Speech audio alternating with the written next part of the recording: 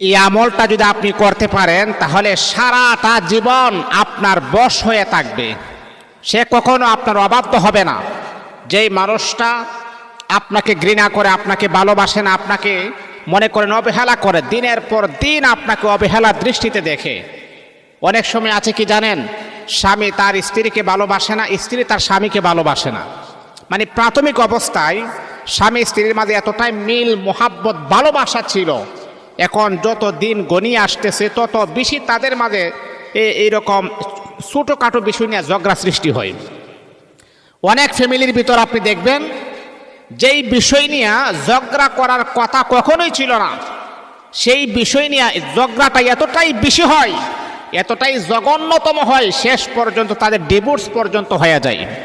আপনি জানেন মা, বাবা, আপনি জানেন, আপনি যদি আপনার স্ত্রীকে ছেড়ে দেন, আপনি ভাবতেছেন যে আপনি অন্য একটা নারীকে বিবাহ করবেন, আবার সংসার করবেন, আবার ঘর সংসার হবে। দেখেন, একটা কথা মনে রাখবেন, প্রথম স্ত্রীকে ছেড়ে দেওয়ার পরে দ্বিতীয় স্ত্রী আপনার জন্য অনেক স্মার্ট হতে পারে, অনেক সুন্দর হতে পারে, কিন্তু মনে রাখতে হবে আপনি সুন্দর স্ত্রী পাবেন, স্মার্ট স্ত্রী পাবেন, কিন্তু মনের ভিতরে কখনো সুখ আপনি পাবেন না।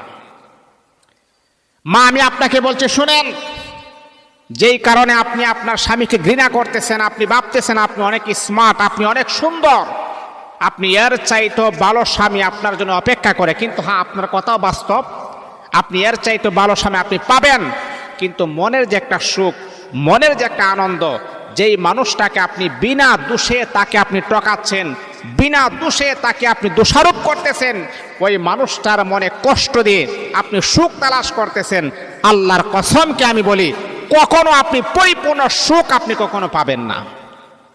মানুষকে টগিয়ে, মানুষকে ধোঁকা দিয়ে, মানুষকে বোকা বানিয়ে আপনি জিতে যাবেন না, আপনি জিতেন না, আপনি নিজেই হেরে গেছেন। এই জন্যে সংসারের ভিতরে যদি ছোটোখাটো বিষয় নিয়ে যদি ঝগড়া হয়, একজন আরেকজনকে একটু স্যাক্রিফাইস করবেন। আপনার ভুল হয়েছে, সে তো আপনার স্ত্রী, সে ভুল করতেই পারে, তাকে আপনি সংশোধন করে দিবেন। আপনার স্বামী অন্যায় করেছে, সে তো আপনার স্বামী, তাকে আপনি ভুলটা ধরিয়ে দিবেন। হ্যাঁ, আপনি এই ছোটোখাটো বিষয় নিয়ে এতটা ঝগড়া বাড়াবাড়ি করেন না, এটার নাম কিন্তু মীমাংসা নয়। ঝগড়া করে কখনো মীমাংসায় আসা যায় না। আর আপনি যদি ভুলটা ধরিয়ে দেন আদবের সাথে, ইখলাসের সাথে, মোহাব্বতের সাথে, তাহলে দেখবেন এই সংসারের ভিতরে যত বড় বেজাল হোক না কেন, কিন্তু ভালোবাসা কখনো কমবে না। আল্লাহ পাক রব্বুল আলামিনের হাবিব বিশ্বনবী মুহাম্মদ সাল্লাল্লাহু আলাইহি ওয়াসাল্লামের সংসারও কিন্তু ঝগড়া ছিল বাবা। আম্মা